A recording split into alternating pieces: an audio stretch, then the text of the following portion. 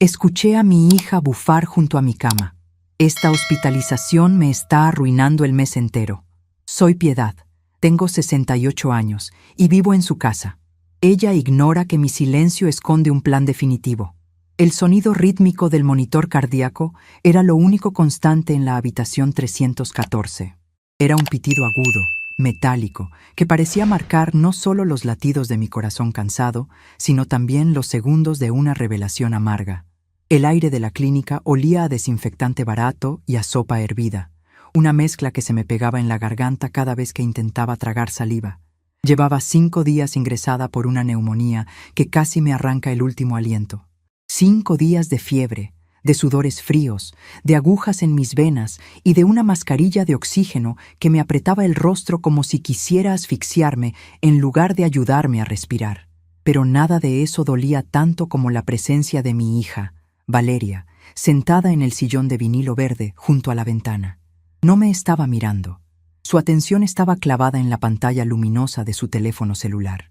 Sus dedos, adornados con unas uñas acrílicas impecables que yo misma le había ayudado a apagar hace unas semanas, tecleaban con una furia evidente. Llevaba su traje sastre color gris, el mismo que usa para sus reuniones importantes en la empresa de contabilidad donde trabaja. Valeria es una mujer de 35 años, exitosa, ocupada, y como estaba descubriendo en ese preciso instante, con un corazón tan frío como el piso de linóleo de este hospital. Yo vivía con ella desde hacía 2 años.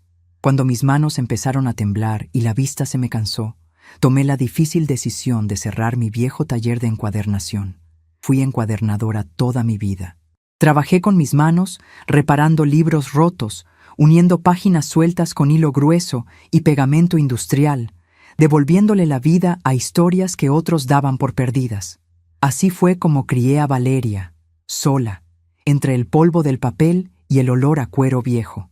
Cosí enciclopedias enteras durante las madrugadas para poder pagarle los uniformes, los libros de la universidad y esos pequeños lujos que ella siempre exigía para no sentirse menos que sus compañeras. Cuando cerré el taller, ella me ofreció su cuarto de invitados. «Para que descanses, mamá», me dijo en aquel entonces con una sonrisa que ahora me parecía un recuerdo de otra vida. «Ya trabajaste mucho, ahora me toca cuidarte a mí. Solo ayúdame con los gastos de la casa con tu pensión y yo me encargo del resto». Yo le entregué mi confianza, mi pequeña pensión mensual y mi independencia, creyendo que estaba entrando en un hogar lleno de amor. Qué equivocada estaba. La puerta de la habitación se abrió con un leve rechinido y entró el doctor Ramírez, un hombre joven con ojeras profundas y una bata blanca un poco arrugada. Llevaba mi historial médico en una carpeta plástica. Yo intenté enderezarme en la cama, apoyando mis manos en las sábanas ásperas, pero la debilidad me lo impidió. «Buenos días, señora Piedad», dijo el doctor con voz amable. «Los pulmones suenan mucho mejor hoy. La infección está cediendo». Antes de que yo pudiera responder, o siquiera esbozar una sonrisa de alivio, Valeria se levantó de un salto, guardando su teléfono en el bolsillo de su saco con un gesto brusco. «Doctor, qué bueno que lo veo», interrumpió mi hija, sin siquiera darme los buenos días a mí. «Necesito saber cuándo le van a dar el alta. Cada noche que pasa aquí me está costando una fortuna. Mi seguro médico no cubre todos los insumos y la cuenta ya está por las nubes. ¿No se la puede llevar ya para que haga reposo en la casa?» El doctor Ramírez parpadeó, claramente incómodo por la brusquedad de la pregunta. Me miró de reojo, como si quisiera disculparse por la falta de tacto de mi propia sangre. «Señorita Valeria, su madre tuvo una crisis respiratoria muy severa. Necesita oxígeno y monitoreo continuo al menos un par de días más. No podemos arriesgarnos a una recaída». Valeria soltó un suspiro pesado, cruzándose de brazos. Su rostro, tan parecido al del hombre que nos abandonó hace más de 30 años, se contrajo en una mueca de fastidio absoluto. «Es que de verdad, doctor, esto es insostenible», continuó ella, alzando la voz como si yo estuviera sorda, o, peor aún, como si yo no estuviera presente en la habitación. «Los cierres trimestrales en mi oficina me tienen loca. He tenido que faltar 2 mañanas enteras para venir a firmar papeles aquí. Esta hospitalización me está arruinando el mes entero. Tenía planeado cambiar el auto la próxima semana Y ahora todo ese dinero se va a ir en medicinas y en esta cama. Mis ojos se llenaron de lágrimas, pero me obligué a apretar los párpados para que no cayeran. Sentí un nudo en la garganta que me ahogaba más que la propia neumonía. Mi hija, la niña por la que me había destrozado la espalda cargando resmas de papel, estaba negociando mi salud como si yo fuera una mercancía defectuosa que le estaba causando pérdidas económicas. El doctor tosió levemente, tratando de mantener la compostura profesional. Hacemos lo que podemos para mantener los costos bajos, pero la salud de la señora Piedad es la prioridad en este momento. Hablaremos del alta pasado mañana si su evolución sigue siendo favorable. Con permiso. El médico salió de la habitación rápidamente, dejándome a solas con el eco de las palabras de Valeria. El silencio que siguió fue denso, pesado, cargado de una tensión que me cortaba la respiración. Valeria se acercó a mi cama. Yo abrí los ojos lentamente, esperando encontrar algún rastro de arrepentimiento en su mirada, algún gesto que me dijera que estaba estresada, pero que me quería. No encontré nada de eso. Me miraba desde arriba, con el ceño fruncido. «Es que no te cuidas, mamá», me reclamó en un tono áspero, lleno de resentimiento. «Te dije el martes pasado que no salieras al patio sin abrigo, pero tú siempre tienes que hacer lo que te da la gana. Mírame ahora, pagando los platos rotos de tu terquedad. Yo no tengo tiempo para estar metida en un hospital. Me tratas como si yo fuera tu cajero automático y tu enfermera personal». Cada palabra era un latigazo. ¿Su cajero automático? Yo le entregaba cada peso de mi jubilación. Yo cocinaba, limpiaba su enorme casa, le planchaba esos mismos trajes elegantes que usaba para ir a trabajar. Yo me había convertido en su empleada doméstica sin sueldo bajo la falsa promesa de un retiro tranquilo. Y ahora, mientras luchaba por mi vida con un tubo en la nariz, me llamaba carga. «Lo siento, Valeria», logré susurrar con la voz rasposa y débil. «No fue mi intención enfermarme». «Las intenciones no pagan las facturas de la clínica, mamá», respondió con frialdad, dándose la vuelta para recoger su bolso. «Me tengo que ir a la oficina. Vendré en la noche a ver si ya hay una fecha definitiva para que salgas de aquí. Por favor, no pidas nada extra a las enfermeras, que todo lo cobran a precio de oro». Y sin darme un beso en la frente, sin acariciar mi mano, salió por la puerta, dejándome sola con el pitido constante del monitor. Durante las siguientes horas, me quedé mirando el techo blanco de la habitación. Las lágrimas finalmente brotaron, silenciosas y calientes, resbalando por mis mejillas arrugadas hasta perderse en la almohada del hospital. Lloré por la hija que creí tener. Lloré por los años de sacrificio que de repente se sentían como un desperdicio absoluto. Lloré por la profunda humillación de ser tratada como un estorbo, como un mueble viejo que estorba en la sala y que sale muy caro reparar. Recordé una noche, hace casi 30 años. Valeria tenía unos 6 años y se había contagiado de una bronquitis terrible. Tenía tanta fiebre que deliraba. Lloraba desconsolada pidiendo a su osito de peluche, un muñeco gastado al que llamaba Beto. Pero en medio de sus movimientos bruscos por la fiebre, le había arrancado un brazo al muñeco.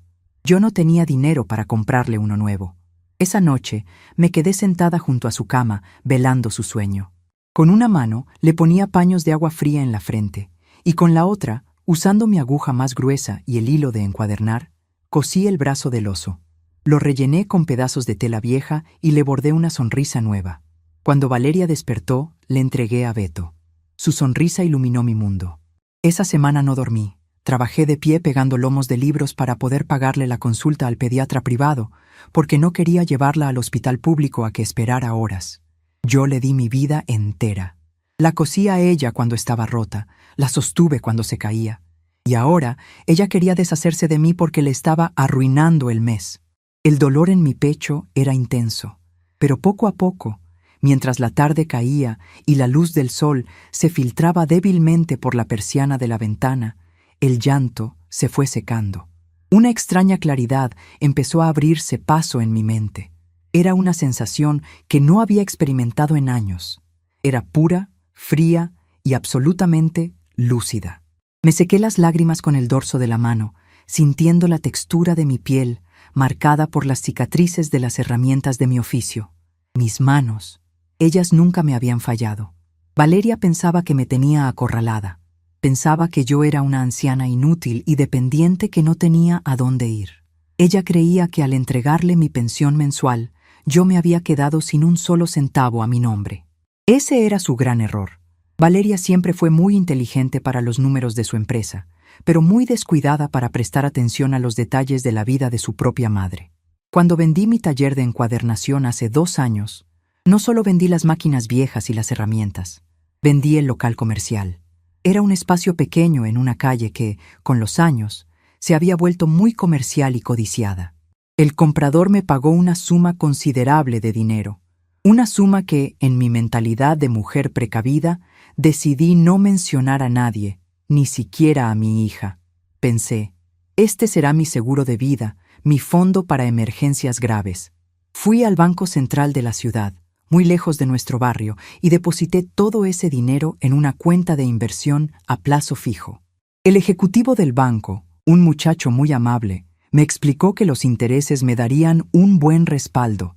Ese dinero llevaba 2 años creciendo en silencio.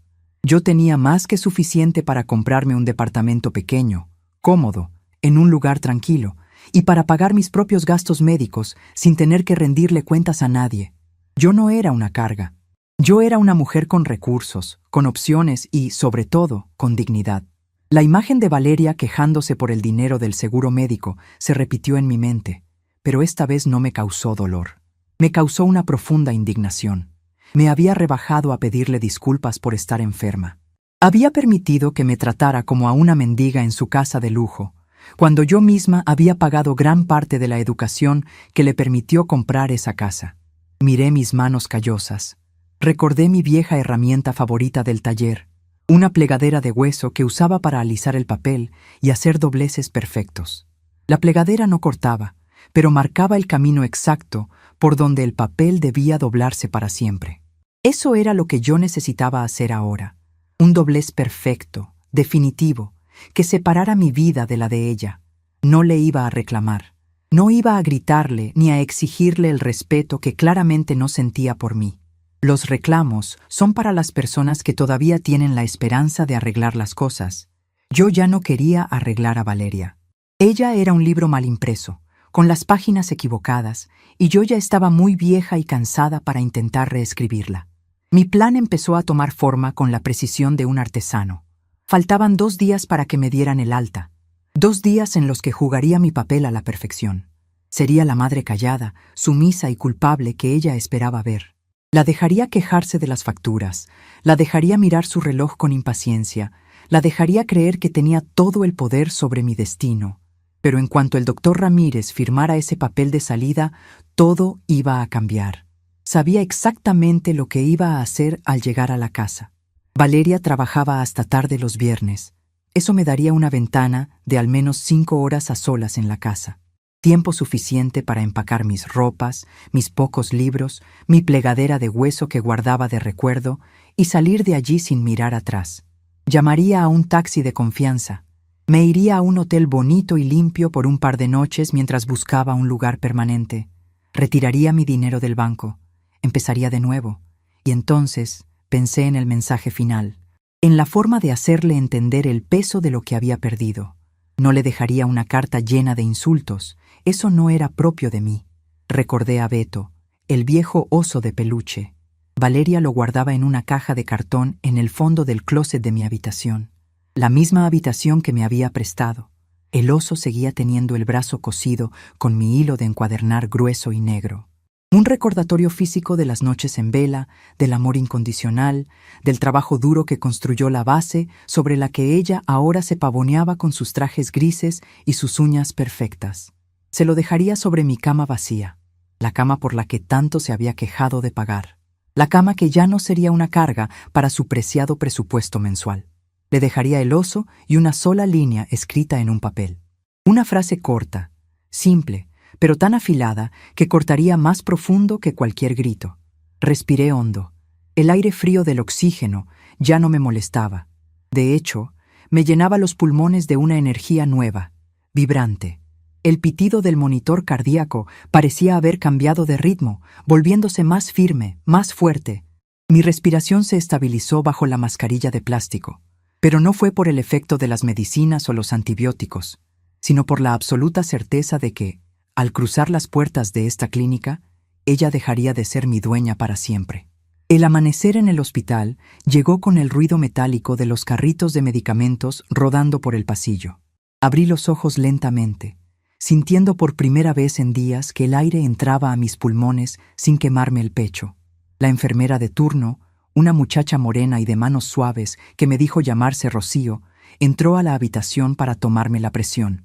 Mientras ajustaba la banda alrededor de mi brazo, me sonrió con una calidez genuina que contrastaba con la frialdad que mi propia hija me había dejado la noche anterior.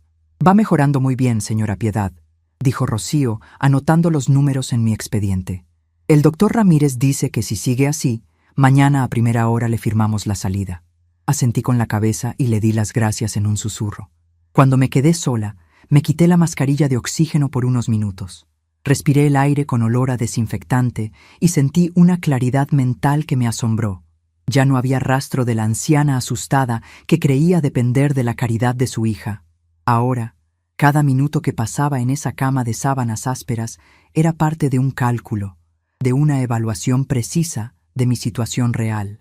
Valeria llegó a visitarme poco antes de las 8 de la mañana. Entró como un huracán, vestida con un traje azul marino impecable y revisando su reloj de pulsera. Apenas me miró. Su mente estaba claramente en su oficina, en sus números, en todo menos en la mujer que le dio la vida y que estaba conectada a un monitor cardíaco. «Mamá, pasé rápido porque tengo una reunión de gerencia en media hora», dijo, quedándose de pie junto a la puerta, como si temiera que mi enfermedad se le pegara a la ropa. «Ya hablé con la administración de la clínica. Pagué lo que faltaba del deducible del seguro, pero te aviso que tuve que sacar de mis ahorros. 100,000 pesos, mamá. 100,000 pesos que tenía destinados para el seguro de mi auto nuevo». No le respondí. Me limité a mirarla desde la cama, con los ojos entrecerrados, fingiendo una debilidad mucho mayor de la que realmente sentía. Quería que siguiera creyendo que yo era frágil, que sus palabras me aplastaban. Quería que se confiara. «El doctor dice que sales mañana viernes», continuó Valeria, cruzándose de brazos. «Yo no puedo venir a recogerte. Es el cierre del trimestre y si falto, mi jefe me va a despedir. Te voy a mandar un taxi de aplicación al mediodía para que te lleve a la casa. Cuando llegues, por favor, no vayas a prender el aire acondicionado de toda la casa, que el recibo de la luz también llegó altísimo. Acuéstate en tu cuarto y yo te veo en la noche». «Está bien, hija. No te preocupes por mí», murmuré, forzando una voz temblorosa. Valeria asintió, satisfecha con mi sumisión, y se fue sin despedirse de beso. El sonido de sus tacones alejándose por el pasillo fue la confirmación de que mi plan tenía el camino libre. En cuanto cerró la puerta, me senté en la cama. Mi mente viajó de inmediato a mi verdadero refugio, al secreto que llevaba guardando con recelo desde hacía 2 años. Valeria, en su soberbia de mujer de negocios, creía que ella era la única en la familia que entendía de dinero. Creyó que al obligarme a cerrar mi taller, yo me había convertido en una inútil, pero ella no sabía nada de mi vida financiera. Cuando vendí el local de mi taller de encuadernación, el trato se cerró por 3,5 millones de pesos. Era una cantidad de dinero que yo nunca había visto junta en toda mi vida. El comprador, un empresario que quería demoler mi pequeño espacio para construir una plaza comercial, me pagó sin regatear porque necesitaba mi terreno para completar su proyecto. Ese mismo día, tomé un autobús hacia el centro de la ciudad, muy lejos de nuestro barrio, y entré a la sucursal principal del banco. Allí me atendió un muchacho de traje modesto que me explicó con paciencia cómo funcionaban las inversiones. Puse todo ese dinero en un fondo a plazo fijo que me generaba intereses mes tras mes. No toqué ni un solo peso de las ganancias. Dejé que el dinero creciera, silencioso y constante, como las semillas que plantaba en las macetas del patio. Pero un documento tan importante no podía estar guardado en cualquier lado. Sabía que Valeria era entrometida. A veces, cuando ella creía que yo no me daba cuenta, revisaba los cajones de mi mesa de noche buscando recibos o simplemente curioseando bajo la excusa de limpiar. Por eso, utilicé mis manos de artesana para crear el escondite perfecto. En el librero de mi habitación, esa que ella llamaba el cuarto de invitados, hay un viejo diccionario de botánica. Es un libro gordo, pesado, con las hojas amarillentas y un olor a humedad que a Valeria le provoca asco. Ella jamás tocaría ese libro. Lo que ella ignora es que hace 1 año y medio me senté con mi cuchilla de precisión y mi pegamento, y vacié cuidadosamente el interior de las últimas 100 páginas. Creé un compartimento secreto, sellado con las mismas técnicas que usaba para restaurar enciclopedias antiguas. Allí, doblado a la perfección, descansa el certificado original de mi inversión bancaria, junto con mi acta de nacimiento y una tarjeta de débito que el banco me entregó y que nunca he usado. Mientras miraba el suero gotear lentamente en mi vena, sentí una oleada de orgullo. Recordé todas las veces que tuve que tragarme el orgullo en esa casa. Recordé las cenas elegantes que Valeria organizaba para sus amigos contadores y abogados. Yo me pasaba el día entero cocinando, horneando empanadas y preparando postres finos. Cuando llegaban los invitados, Valeria me presentaba con una sonrisa condescendiente. «Ella es mi mamá», les decía, mientras yo salía de la cocina secándome las manos con el delantal. «Le encanta estar cocinando. Ya saben cómo son las abuelitas. No puede quedarse quieta». Sus amigos me miraban con ternura, como si yo fuera una mascota bien entrenada o un adorno folclórico en su moderna casa de diseño. Me hablaban lento, alzando la voz, como si la edad me hubiera borrado el intelecto. Ninguno de ellos sabía que la abuelita que les servía el vino había manejado un negocio propio durante 40 años.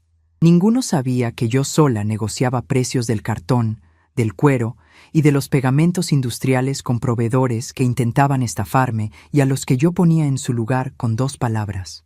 Yo sabía calcular márgenes de ganancia, pagar impuestos y mantener a flote un taller en medio de crisis económicas, todo sin usar una computadora. Durante 2 años dejé que me subestimaran.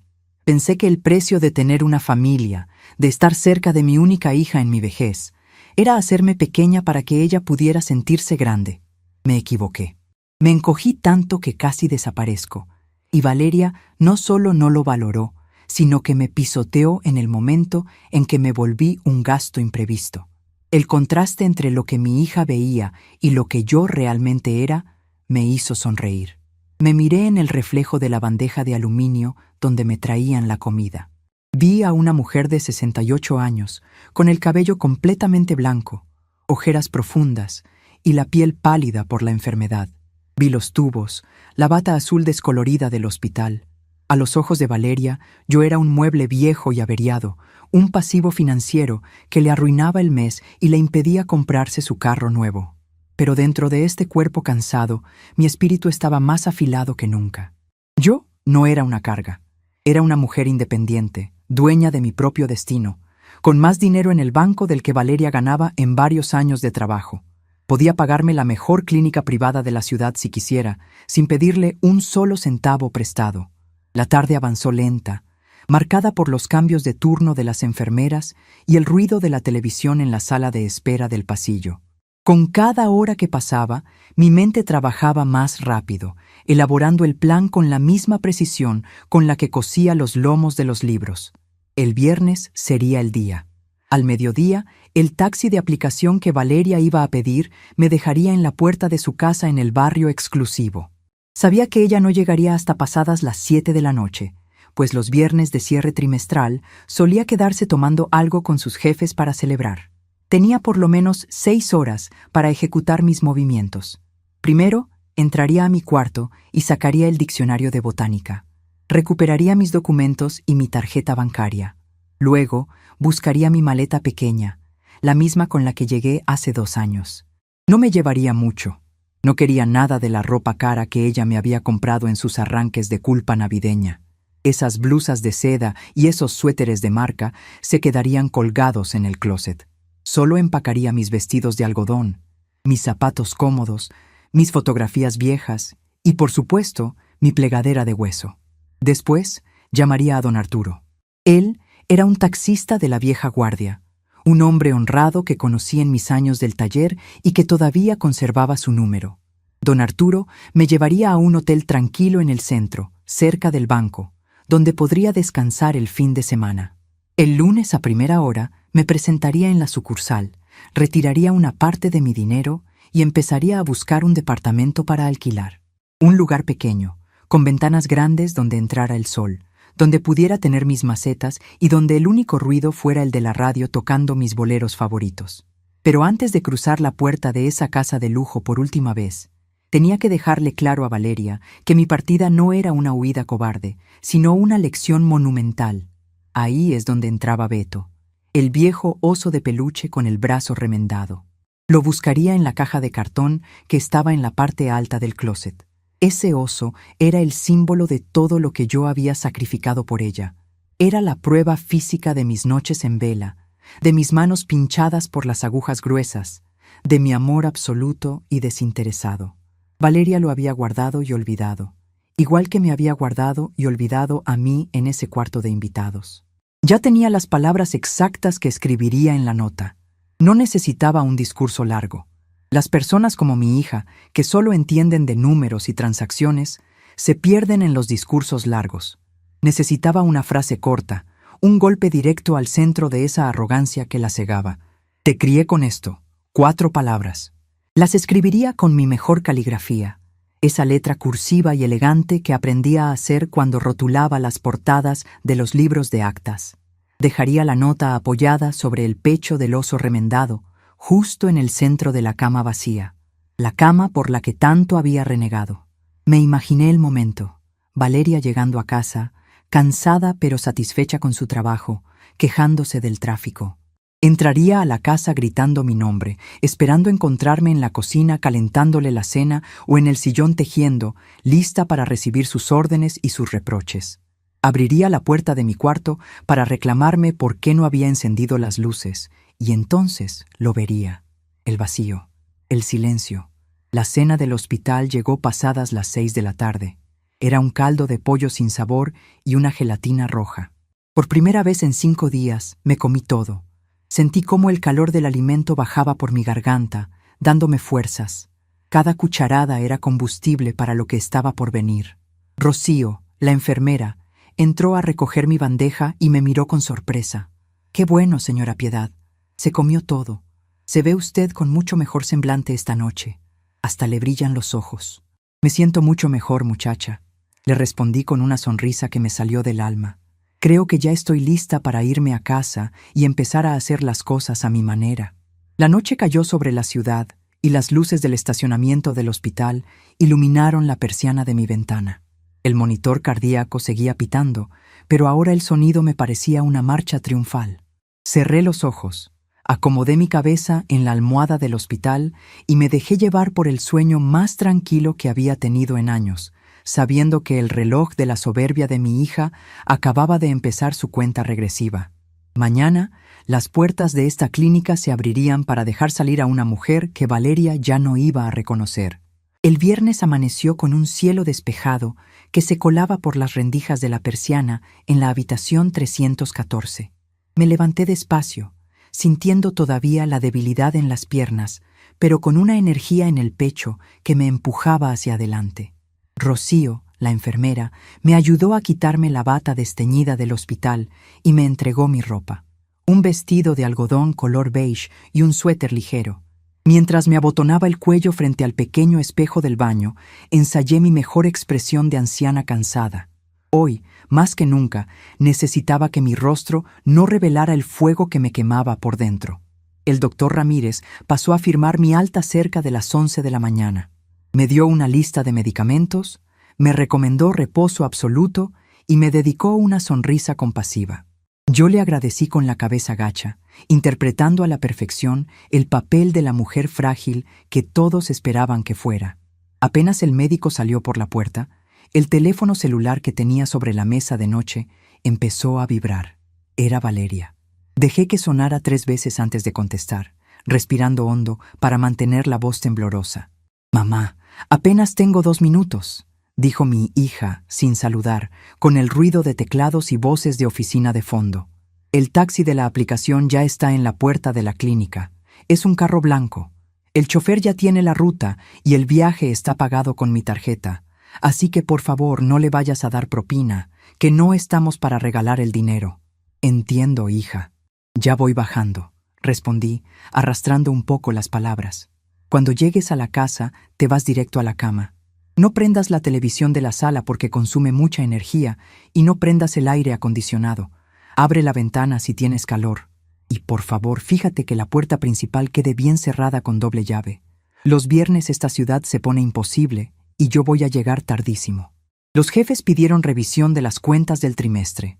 No te preocupes por nada, Valeria, le dije, y por primera vez en mucho tiempo, mis palabras eran absolutamente sinceras. Todo se hará exactamente como debe ser. Hubo un silencio breve del otro lado de la línea. Percibí una ligera vacilación en su respiración. Normalmente, ante sus órdenes secas, yo me deshacía en disculpas. Le prometía que no gastaría luz. Le preguntaba si quería que le dejara algo preparado para cenar, a pesar de mi enfermedad. Mi respuesta corta y serena debió descolocarla por una fracción de segundo. Bueno, eso espero. Acuéstate a dormir. Nos vemos en la noche, remató con brusquedad y colgó. Guardé el teléfono en mi bolso de tela. La confusión momentánea de Valeria era solo el primer síntoma del cambio. Ella estaba tan acostumbrada a mi sumisión que cualquier variación en mi tono de voz le resultaba extraña, aunque su soberbia no le permitiera analizarlo. Bajé en el ascensor apoyándome en las paredes y salí por la puerta principal de la clínica. El aire cálido de la calle me golpeó el rostro, pero me supo a gloria. El taxi blanco me estaba esperando. Me subí en silencio y vi por la ventanilla cómo el hospital, ese lugar donde me había sentido tan pequeña y humillada, iba quedando atrás. El trayecto hasta el barrio de Valeria duró 40 minutos. Era una zona exclusiva, de calles arboladas y casas con fachadas enormes de piedra y portones eléctricos. Cuando el taxi me dejó frente a la casa, el silencio del vecindario me envolvió. Saqué mis llaves, abrí la puerta de roble macizo y entré. El olor a aromatizante caro, ese aroma a lavanda artificial que Valeria compraba por cajas, me recibió de golpe. La casa estaba impecable, fría, sin un solo objeto fuera de lugar. Las encimeras de granito de la cocina brillaban, y los sillones blancos de la sala parecían de un museo donde nadie podía sentarse. Durante 2 años, yo fui el fantasma que mantenía este museo limpio para que ella pudiera lucirlo. Ya no más. Fui directo a mi habitación, la única en toda la casa que tenía muebles viejos, porque Valeria no quiso gastar en decorarla. Cerré la puerta detrás de mí. El reloj de pared marcaba la 1 de la tarde. Tenía 6 horas antes de que mi hija pusiera un pie en esta casa. No me senté a descansar. Mis manos, que horas antes temblaban por la fiebre, ahora se movían con una firmeza envidiable. Me acerqué al librero de madera que yo misma había traído de mi antigua casa.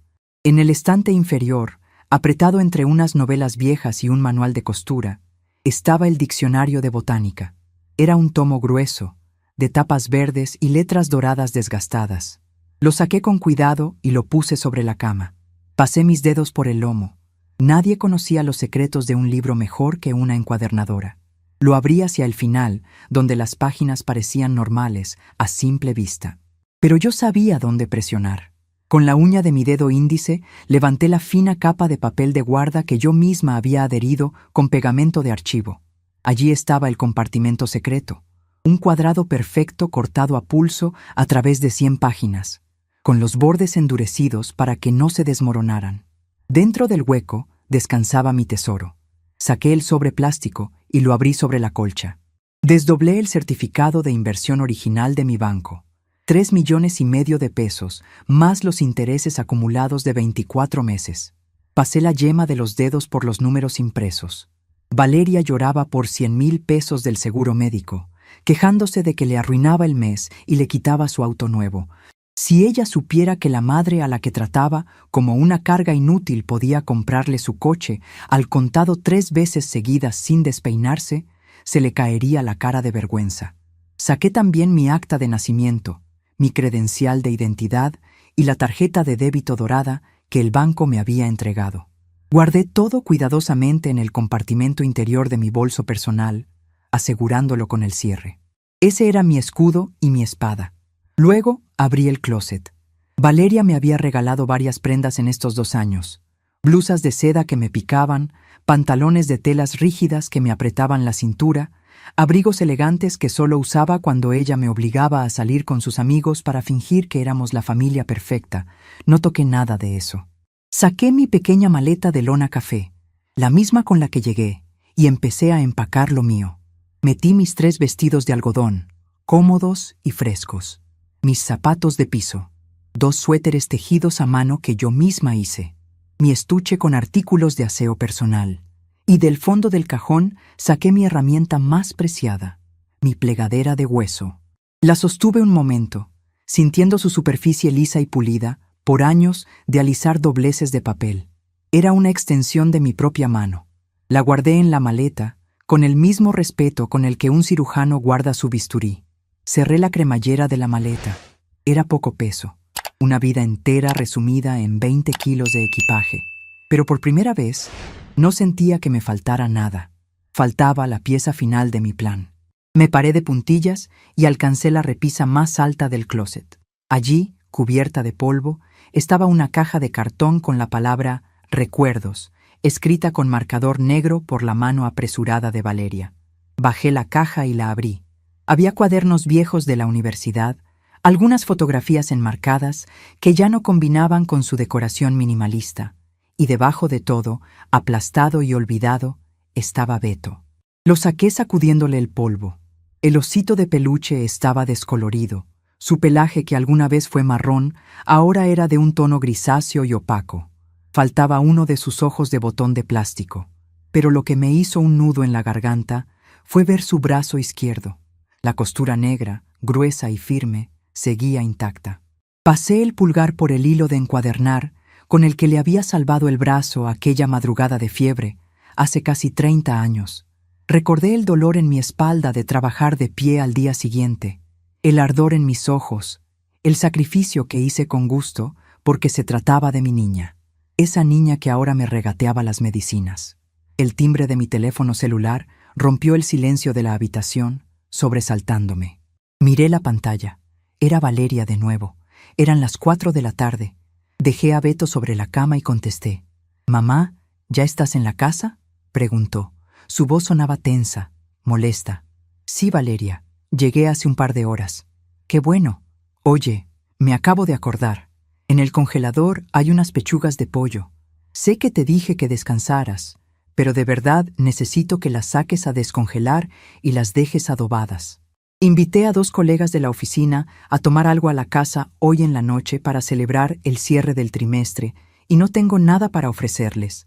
Tú haces ese adobo rico con ajo que les gusta. Yo compro unas botellas de vino en el camino». Cerré los ojos por un instante. Acababa de salir de una internación por neumonía severa.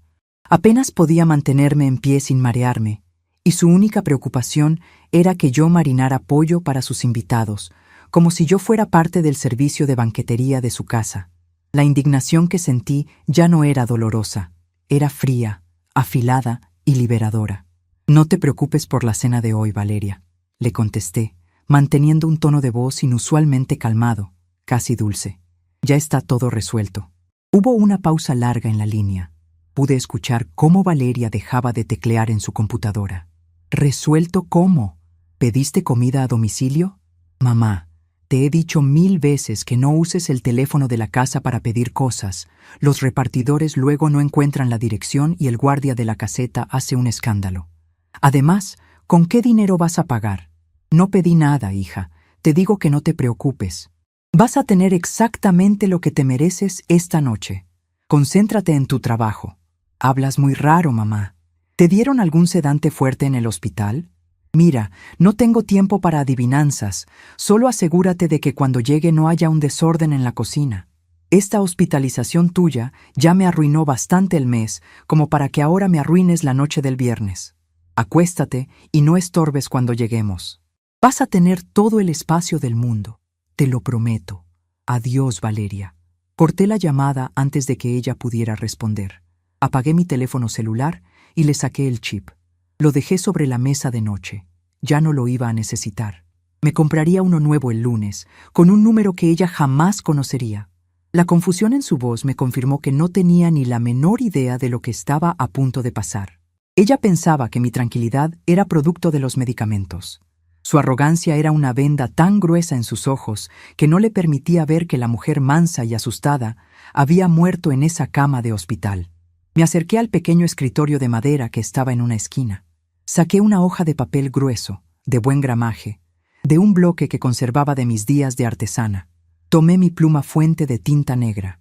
Respiré profundo, centrando mi energía en mis dedos. Hacía tiempo que no escribía con tanto propósito. Mi caligrafía fluyó sobre el papel.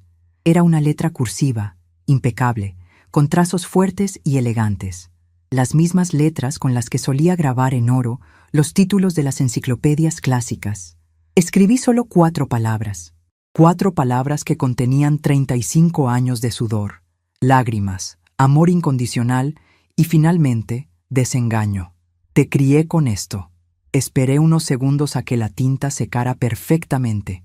Doblé la hoja por la mitad usando mi plegadera de hueso, creando un pliegue afilado y definitivo. Caminé hacia la cama vacía. Alisé la colcha blanca, estirando cada arruga hasta que quedó perfecta, como si nadie hubiera dormido allí en años.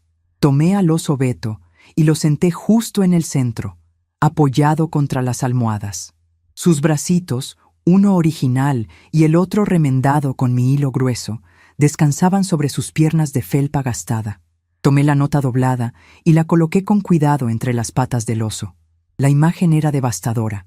El contraste entre la habitación austera, la cama perfectamente tendida que simbolizaba el gasto que tanto le molestaba, y ese muñeco viejo sosteniendo la verdad absoluta sobre su vida. Era un cuadro de justicia poética. Eran casi las 5:30 de la tarde. Fui a la sala de estar y busqué en la pequeña libreta de contactos que siempre llevaba en mi bolso. Marqué el número desde el teléfono fijo de la casa. «Bueno», contestó una voz ronca y amable al segundo tono. «¿Don Arturo? Buenas tardes. Habla Piedad, la encuadernadora de la calle Sur». «Doña Piedad, qué milagro escucharla. Hace años que no la veo por el barrio. ¿Cómo ha estado, señora?» La calidez en la voz de ese hombre, un simple taxista que no compartía mi sangre, me conmovió más que cualquier palabra que mi hija me hubiera dicho en 2 años. «He estado bien, don Arturo, gracias. Necesito un favor muy grande. ¿Está trabajando con su taxi hoy?» «Claro que sí, doña Piedad. Para usted, siempre a la orden. ¿A dónde hay que ir a buscarla?» Le di la dirección exacta de la casa de Valeria y las instrucciones para pasar la caseta de vigilancia. Le dije que lo esperaba en media hora. Mientras esperaba, di un último recorrido por la casa. Caminé por la sala, arrastrando mis dedos por el respaldo de los sillones blancos. Miré la enorme pantalla de televisión, los adornos de cristal traídos de Europa, las botellas de licor importado en el bar de la esquina. Todo esto fue construido sobre el tiempo que yo le regalé a Valeria, sobre la educación que pagué cosiendo libros hasta sangrarme los dedos. Ella creía que era una mujer hecha a sí misma. Hoy descubriría que sus cimientos estaban hechos de mi esfuerzo y que yo acababa de retirar la última viga de soporte. A las 6 en punto, escuché el claxon discreto del taxi de don Arturo afuera. Tomé mi maleta de lona y mi bolso con el dinero. Me detuve en el umbral de la puerta principal. Miré hacia adentro por última vez. La casa estaba sumida en el silencio absoluto. En unas pocas horas, Valeria cruzaría esta misma puerta, riendo con sus colegas, lista para exigir su cena y quejarse de las cuentas. Caminaría hasta mi habitación, abriría la puerta lista para darme otra orden, y encontraría el vacío, encontraría el oso, encontraría la nota. Una sonrisa lenta, genuina y cargada de una paz inmensa se dibujó en mi rostro. Salí al porche y cerré la puerta pesada de roble detrás de mí. Escuché el clic metálico de la cerradura encajando en su lugar. No solo estaba cerrando una casa, estaba clausurando mi papel de víctima para siempre. Caminé hacia el taxi donde don Arturo ya me estaba abriendo la cajuela, sabiendo que el impacto de lo que dejaba atrás haría eco en la vida de mi hija por el resto de sus días. El viaje en el taxi de don Arturo fue el primer respiro real que tuve en años. Mientras el auto avanzaba por las calles iluminadas de la ciudad, alejándonos del barrio exclusivo de mi hija, sentí cómo el peso de la culpa y la humillación se quedaba tirado en el asfalto. Don Arturo no hizo preguntas indiscretas. Solo me miró por el espejo retrovisor con esa sabiduría de los hombres que han visto de todo en la vida y encendió la radio a un volumen bajo. Sonaba un bolero antiguo, de esos que hablan de despedidas necesarias. Me llevó hasta el Gran Hotel Alameda, un edificio clásico en el centro histórico, con balcones de herrería y un vestíbulo que olía a cera de abejas y a café recién tostado. Era un lugar elegante, pero sin esa frialdad moderna y estéril que Valeria tanto adoraba en su casa. Al llegar a la recepción, saqué mi tarjeta de débito dorada. La muchacha detrás del mostrador me sonrió con un respeto genuino, sin tratarme como a una anciana indefensa. Pagué una semana completa por adelantado en una suite con vista a la plaza principal. No me tembló el pulso al teclear mi número de seguridad. Ese dinero era mío, ganado con décadas de encuadernar libros hasta que mis huellas dactilares casi desaparecieron por el roce del papel y el pegamento. Cuando entré a la habitación, el silencio me abrazó como un viejo amigo. No había monitores cardíacos pitando, ni pasos apresurados de enfermeras, ni los suspiros de fastidio de Valeria calculando cuánto le costaba mi respiración. Dejé mi maleta de lona sobre un sillón tapizado en terciopelo rojo. Fui directo al baño, abrí la llave de la tina y dejé que el agua caliente corriera. Me di un baño largo, dejando que el vapor me limpiara no solo el olor a desinfectante del hospital, sino la sensación de ser una carga. Al salir, me puse uno de mis vestidos limpios de algodón y me senté frente al gran ventanal a mirar las luces de la ciudad. Eran las 8 de la noche. El reloj de pared de la habitación avanzaba con un tic-tac suave, y con cada segundo que pasaba, yo podía imaginar con precisión milimétrica lo que estaba ocurriendo a kilómetros de distancia. Valeria siempre fue una criatura de hábitos rígidos. A esa hora exacta, ella estaría metiendo la llave en la cerradura de su enorme puerta de roble. Estaría entrando con sus 2 jefes de la firma de contabilidad, riendo con esa risa ensayada que usaba para impresionar a sus superiores. Podía verla en mi mente, dejando su bolso caro en la consola de la entrada, esperando oler el aroma del pollo adobado con ajo que me había ordenado preparar. Pero la casa la recibiría con un silencio sepulcral y el aire frío de la tarde. Sus jefes se sentarían en esos sillones blancos inmaculados, esperando la atención que Valeria siempre presumía poder brindar gracias a su madre servicial. Imaginé sus pasos rápidos, el sonido de sus tacones golpeando el mármol del pasillo mientras caminaba hacia la cocina, frunciendo el ceño al ver las encimeras vacías. Luego, la marcha furiosa hacia mi habitación, el giro brusco de la perilla, la oscuridad. El momento en que encendería la luz, lista para soltarme un regaño por mi inutilidad, por haberle arruinado la noche frente a sus jefes. Y entonces, el golpe de realidad, la cama perfectamente tendida, la ausencia de mis cosas. Y en el centro de ese vacío, el viejo oso Beto, con su brazo remendado por mis manos, sosteniendo la nota: «Te crié con esto». El sonido del teléfono de mi habitación me sacó de mis pensamientos. No era el teléfono celular, pues yo había dejado el mío sin chip en la casa de Valeria y había comprado uno de prepago en una tienda de conveniencia antes de llegar al hotel. Era el teléfono fijo de la suite. Contesté con lentitud. «¿Habitación 402? Señora Piedad, disculpe la molestia», dijo la voz del recepcionista. «Hay un señor en la línea que dice llamarse Arturo. Es el taxista que la trajo. Afirma que es una emergencia y que necesita hablar con usted urgentemente». «Páseme la llamada, por favor, joven», respondí, acomodándome en el sillón. Un clic metálico sonó en la bocina, seguido de la voz agitada de mi viejo amigo. «Doña Piedad, perdone que la interrumpa en su descanso, pero tenía que avisarle. Su hija acaba de llamar a la base de taxis. Como la casa de ella tiene esas cámaras de seguridad tan modernas en la caseta de vigilancia, los guardias anotaron mis placas cuando salimos. La muchacha está histérica, doña Piedad. Me gritó por teléfono que yo la había secuestrado, que usted estaba delirando por las medicinas del hospital y que no tenía a dónde ir. Amenazó con llamar a la policía si no le decía exactamente en qué calle la dejé». Solté una pequeña risa, una risa seca y profunda que me nació desde el centro del pecho. Valeria no estaba preocupada por mi salud. Estaba aterrada de perder el control. Estaba furiosa porque la empleada doméstica sin sueldo se había atrevido a abandonar su puesto, dejándola en ridículo frente a sus invitados de honor. «No se preocupe, don Arturo. le contesté con voz serena. Usted no ha hecho nada malo, solo hizo su trabajo. No le dé ninguna dirección. Yo me encargo de ella en este preciso momento. Apague su teléfono de la base por esta noche y váyase a cenar tranquilo con su familia. Mañana le haré un depósito generoso por las molestias. Como usted mande, señora. Que pase buena noche y cuídese mucho. Colgué el auricular.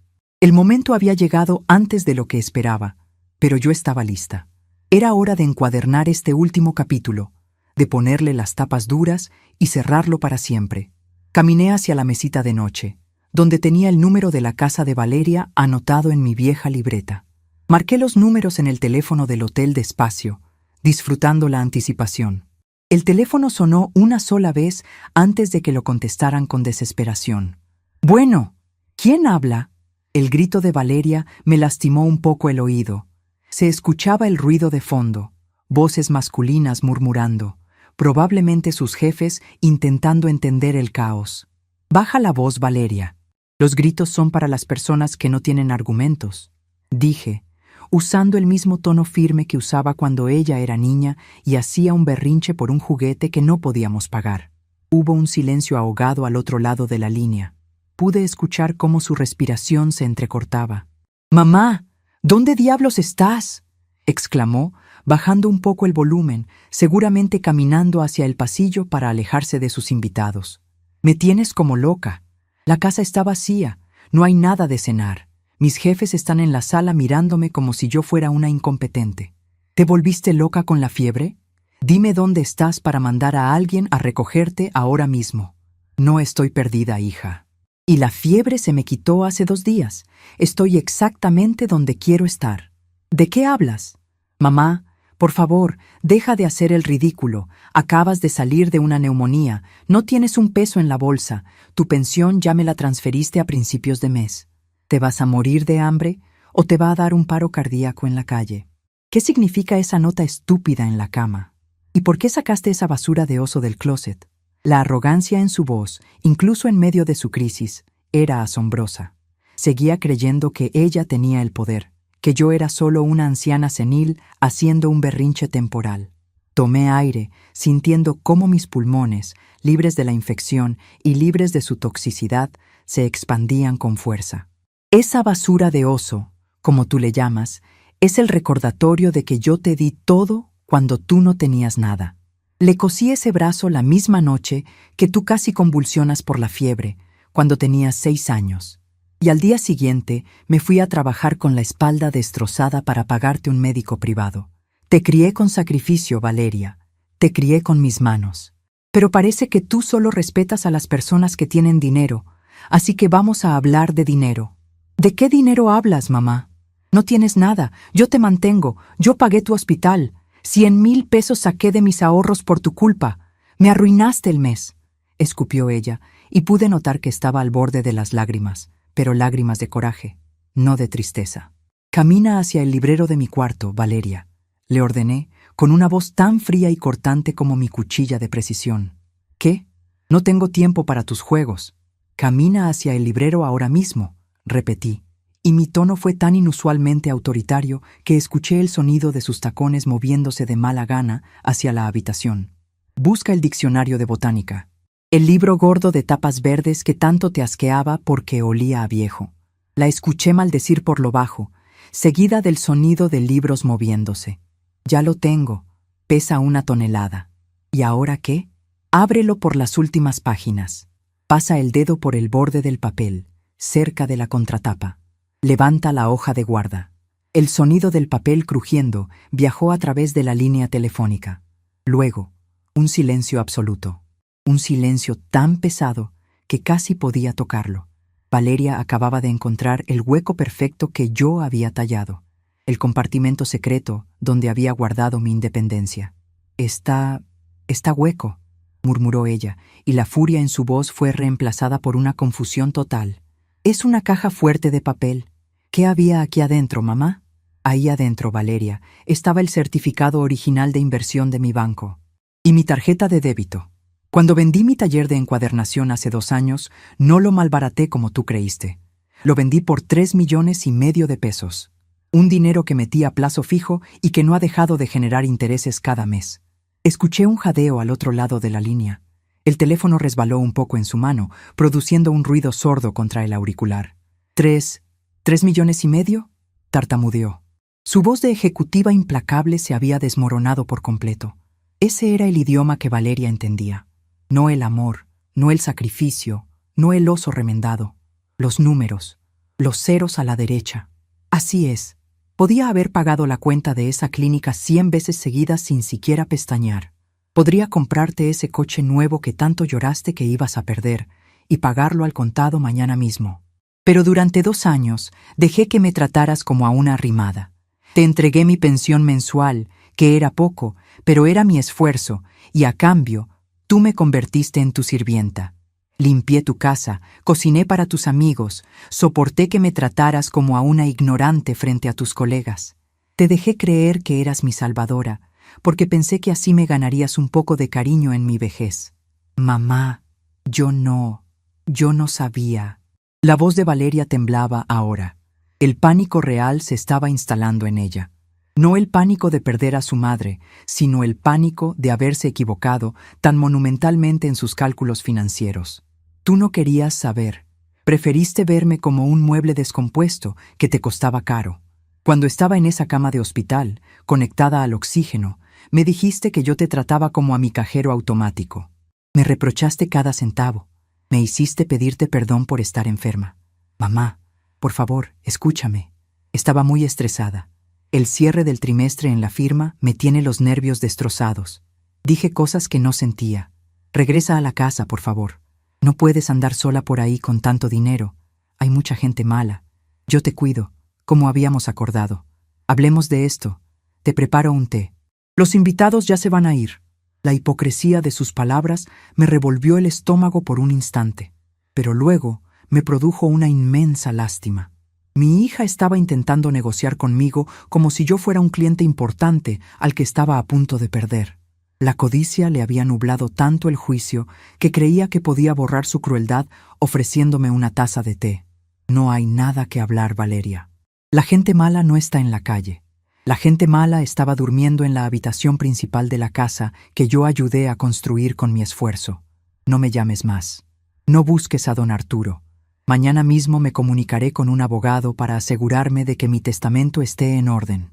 Ninguno de esos millones, ni un solo peso, irá a parar a tu cuenta bancaria. Los donaré, los gastaré viajando, o los quemaré si me da la gana. No puedes hacerme esto, gritó, volviendo a su tono histérico, su verdadera naturaleza asomando de nuevo. Soy tu única hija, es mi herencia. Te van a estafar. Eres una vieja que no sabe nada del mundo moderno. Sé lo suficiente para haberte engañado durante 2 años con un libro viejo, Valeria. Respondí con una calma letal. Quédate con la casa impecable. Quédate con tus jefes en la sala y con tus cuentas del trimestre. Yo me quedo con mi dignidad. Adiós. Colgué el teléfono con un movimiento firme. No esperé a escuchar su respuesta. Inmediatamente, desconecté el cable de la pared. Nadie más iba a llamar a esta habitación esta noche. Me recargué en el respaldo del sillón y cerré los ojos. El silencio de la suite del hotel se sintió diferente ahora. Ya no era solo un refugio, era un reino conquistado. Había despojado a Valeria de su mayor arma, su falsa superioridad. La había dejado sola, en una casa enorme, rodeada de sus jefes, a los que no tenía nada que ofrecerles, y con la certeza absoluta de que la madre a la que había humillado era la dueña de una fortuna que ella jamás tocaría. Unos minutos después, tocaron suavemente a la puerta. Era el servicio de habitaciones. Un joven vestido con un chaleco impecable empujó un carrito cubierto con un mantel blanco. Levantó la campana de plata y el aroma a carne asada, a puré de papas con mantequilla y a pan recién horneado inundó el lugar. Le di una propina de 500 pesos, un billete que saqué de mi bolso sin ningún remordimiento. El muchacho me miró con los ojos muy abiertos, me agradeció haciendo una leve reverencia y salió cerrando la puerta con delicadeza. Me senté a la mesa. Serví el vino tinto en la copa de cristal. Levanté la copa hacia la ventana, brindando en silencio por las luces de la ciudad que parpadeaban como promesas de un futuro brillante. Di el primer sorbo. El vino estaba exquisito, fuerte y con carácter, exactamente como me sentía yo. Mientras cortaba el primer trozo de carne, miré hacia mi maleta abierta sobre el sillón. Allí, asomando entre mis prendas de algodón, estaba mi vieja plegadera de hueso. La herramienta que no cortaba, pero que marcaba el camino por donde el papel debía doblarse para siempre. El doblez estaba hecho. La página estaba pasada. Y el siguiente capítulo de mi vida, escrito solo bajo mis propios términos, estaba a punto de comenzar. El sol de la mañana entró por el enorme ventanal del Gran Hotel Alameda, calentando las sábanas blancas y pesadas con las que me había envuelto durante la noche. Abrí los ojos sin sobresaltos. No había pitidos de máquinas médicas, ni el olor a desinfectante barato, ni el suspiro cargado de reproches de Valeria mirándome desde un rincón. Solo se escuchaba el murmullo lejano del tráfico en el centro de la ciudad y el trino de unas palomas que se habían posado en el balcón de herrería. Me estiré despacio bajo la colcha. Mis pulmones se llenaron de aire limpio, sin dolor, sin la opresión de la neumonía y, sobre todo, sin la asfixia de sentirme un estorbo humano.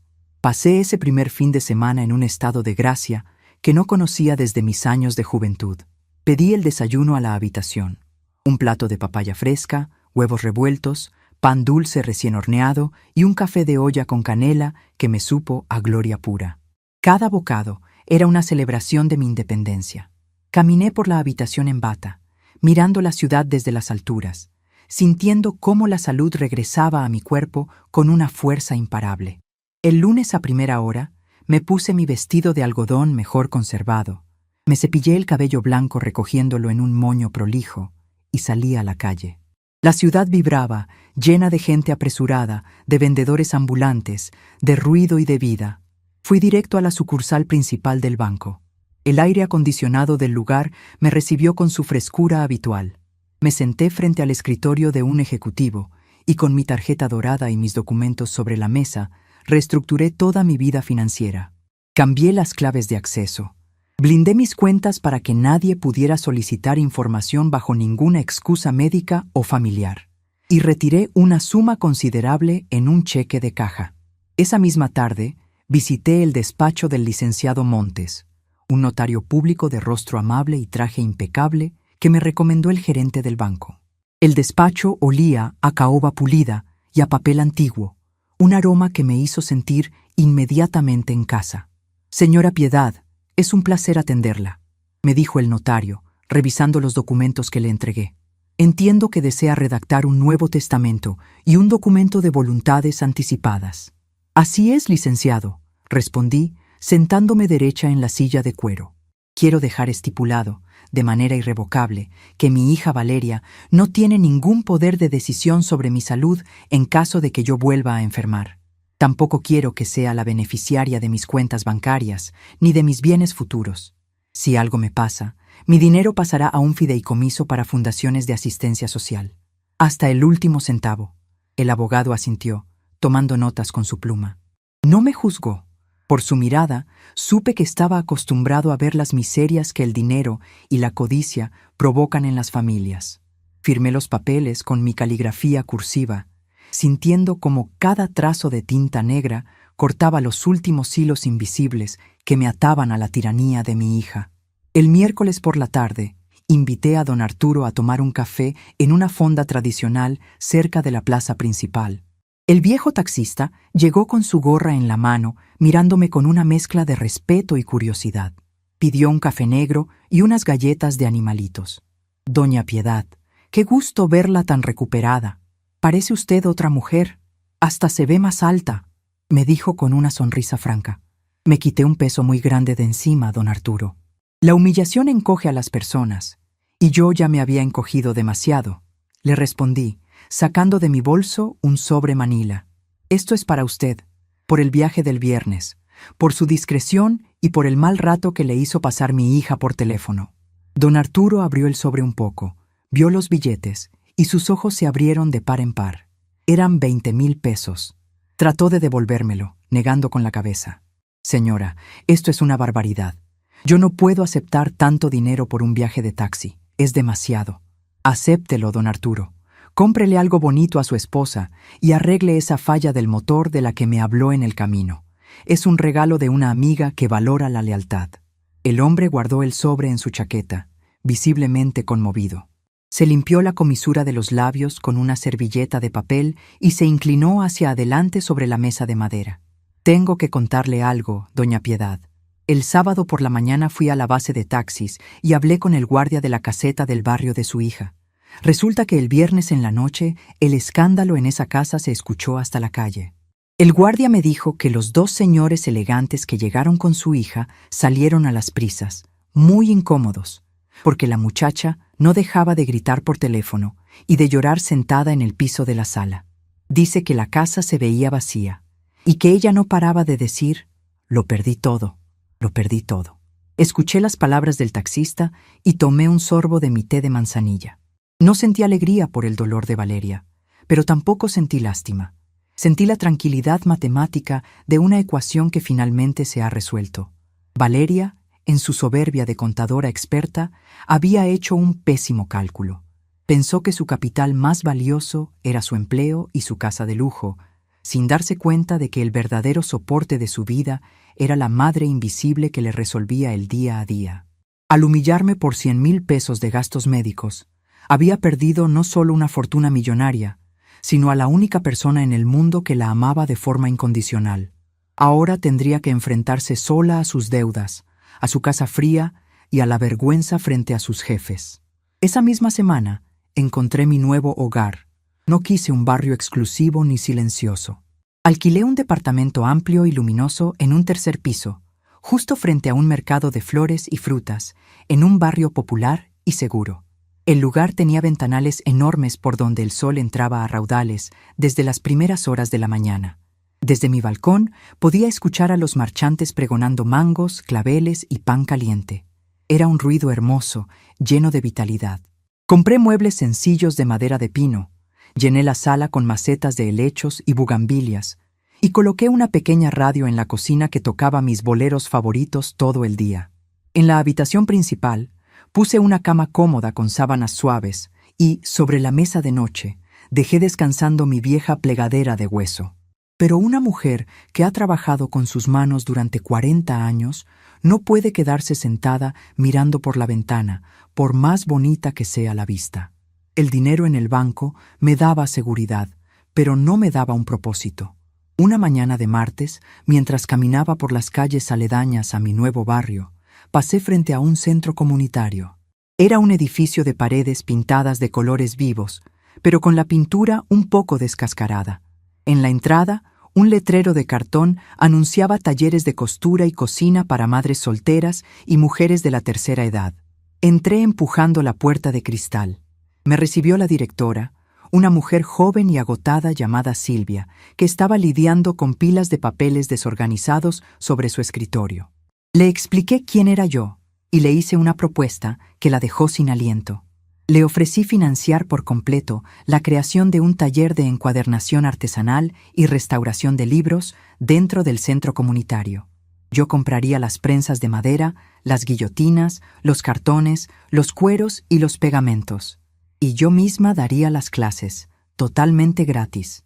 En menos de 15 días, el taller de Piedad abrió sus puertas en un salón amplio al fondo del patio. Esa primera tarde llegaron 10 mujeres. Había muchachas de 20 años con bebés en brazos que buscaban aprender un oficio para sobrevivir, y mujeres de mi edad, con las manos arrugadas y la mirada cansada, que creían que ya no servían para nada en este mundo. Me paré frente a la gran mesa de trabajo cubierta de papel craft y las miré a todas. «Bienvenidos al taller», les dije, levantando mi plegadera de hueso para que todas la vieran. Allá afuera, la gente cree que cuando algo se rompe, cuando un libro pierde sus hojas o cuando una persona envejece, lo mejor es tirarlo a la basura o esconderlo en un cuarto al fondo de la casa. Pero aquí adentro, nosotras vamos a aprender que todo lo que está roto se puede coser. Vamos a usar hilo grueso, pegamento fuerte y mucha paciencia.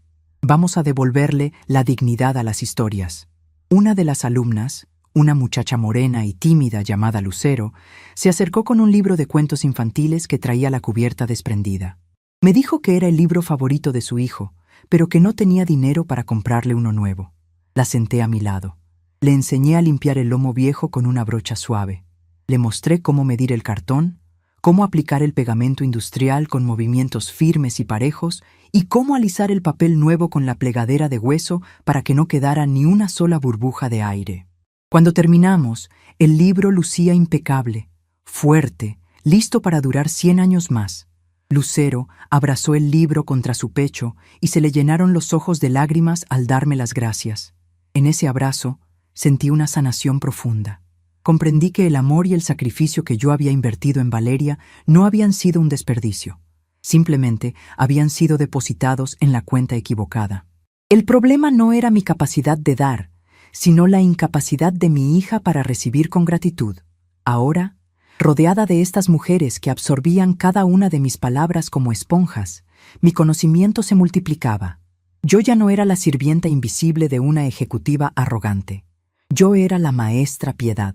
Yo era un pilar en mi nueva comunidad. Los meses pasaron con una rapidez asombrosa, marcados por el olor a engrudo, a papel recién cortado y a café de olla que compartíamos en el taller. Las mujeres de mi clase empezaron a recibir pequeños encargos de restauración de la biblioteca municipal y de escuelas cercanas. Empezaron a ganar su propio dinero. Vi a ancianas que llegaron encorvadas por la depresión, caminar ahora derechas y orgullosas con sus delantales de trabajo. Vi a madres jóvenes comprarles zapatos a sus hijos con el fruto del trabajo de sus propias manos. A veces, mientras esperaba que el pegamento de un lomo se secara bajo la prensa de madera, me sorprendía a mí misma pensando en Valeria. No lo hacía con rencor. El rencor es un veneno que exige demasiada energía, y yo prefería usar mi energía en enseñar a mis alumnas a coser cuadernillos. Me preguntaba si alguna vez miraría a ese viejo oso Beto en su cama vacía y entendería realmente el mensaje. Me preguntaba si al pagar sola la hipoteca altísima de su casa, comprendería que el dinero nunca puede comprar el calor de un hogar. Pero esos pensamientos duraban poco. Eran como el polvo del papel en el aire. Se asentaban rápido y yo los barría sin darles mayor importancia. La sociedad se ha acostumbrado a decirnos a las mujeres mayores que nuestra fecha de caducidad llegó el día que dejamos de ser útiles para el sistema o para nuestras familias. Nos convencen de que somos pasivos financieros, cargas médicas, muebles viejos que hay que arrinconar para que no estorben el paso de los jóvenes exitosos. Yo me creí esa mentira durante 2 años. Dejé que mi propia sangre me pusiera una etiqueta de descuento y me tratara como a una empleada sin derechos. Pero la vida me dio el regalo de una neumonía, una enfermedad que casi me mata los pulmones, pero que me resucitó el alma. En esa cama de hospital, bajo el desprecio de mi hija, redescubrí que mi valor no dependía de la caridad de nadie. Mi valor estaba en mis manos callosas, en mi mente brillante para los números y el ahorro, y en mi dignidad intacta. Hoy es martes por la tarde. El sol empieza a ocultarse detrás de los edificios del barrio, tiñendo el cielo de un color naranja profundo. Acabo de cerrar el taller comunitario. Me despido de Lucero y de las demás mujeres con abrazos apretados y risas sinceras.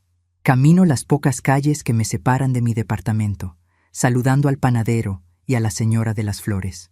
Llego a mi casa, abro la puerta y el aroma a lavanda natural de mis macetas me da la bienvenida. No hay silencio opresivo, solo la paz absoluta de un lugar que me pertenece por completo. Me preparo una taza de té, me siento en el sillón frente al ventanal abierto y saco de mi bolsillo mi plegadera de hueso. Paso el pulgar por la superficie lisa de la herramienta. He encuadernado mi propia vida, arrancando las páginas llenas de humillación para dejar solo aquellas donde mi historia se escribe con letras de oro. El pasado quedó archivado en un cuarto oscuro y frío de otra casa, mientras yo sigo aquí, respirando hondo, sabiendo que el mejor capítulo de todos es el que apenas estoy empezando a escribir.